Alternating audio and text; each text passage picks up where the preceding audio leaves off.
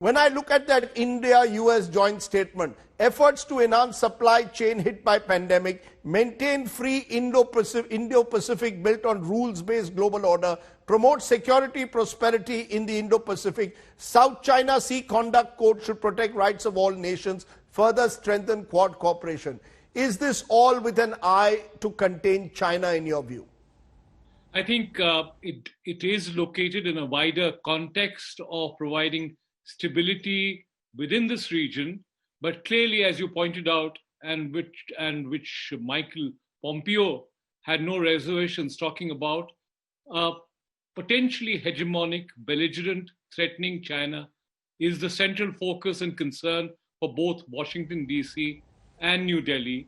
And in many ways, I think this is a bipartisan concern within the United States, as it is indeed in India. I think there's a national consensus that after what happened in Galwan during the summer, there is a sense that we cannot have the same kind of benign relationship with Beijing. Mm-hmm. The challenge, however, is regarding supply chains, because both the United States and India continue to be dependent or continue to have a robust trade relationship with China, even as we speak.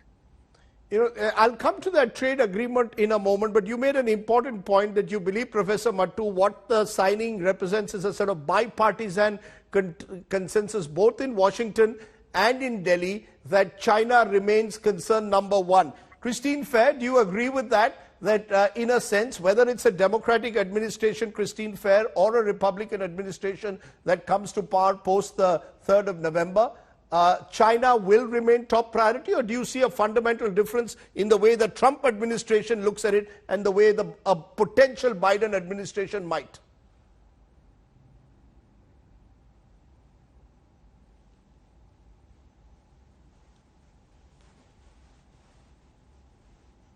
Professor Fair, can you hear me?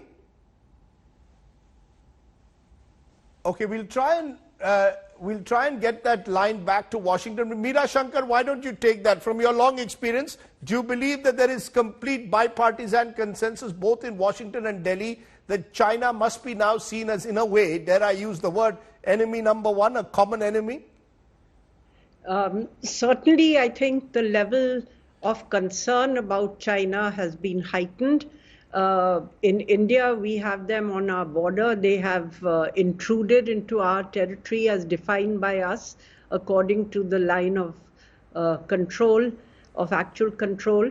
And there's no sign at the moment that they are prepared to disengage and go back from the areas that they have come into.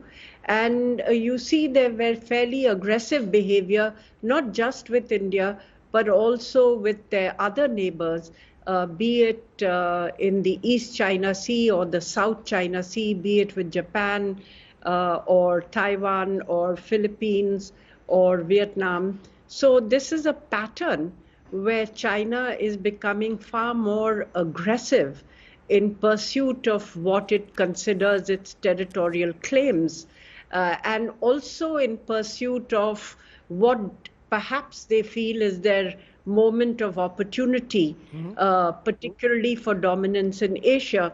So I think the concern about China has been growing. US-China strategic competition has sharpened in recent years, and I don't see that going anywhere. Joe Biden also sees China as a challenge. Where there might be a difference is really with regard to the best method that they would pursue to meet the China challenge. Trump has been a bit erratic. Initially, he walked back rather, from the rebalance strategy towards Asia, which the Obama administration had crafted, which involved moving more military forces to Asia from the NATO theater. It involved economic, diplomatic, political strengthening of relations with allies and strategic partners. So initially, there was no presence of America in a very visible way in this area. But later, Trump, got into a tougher mode, at least on the economic side.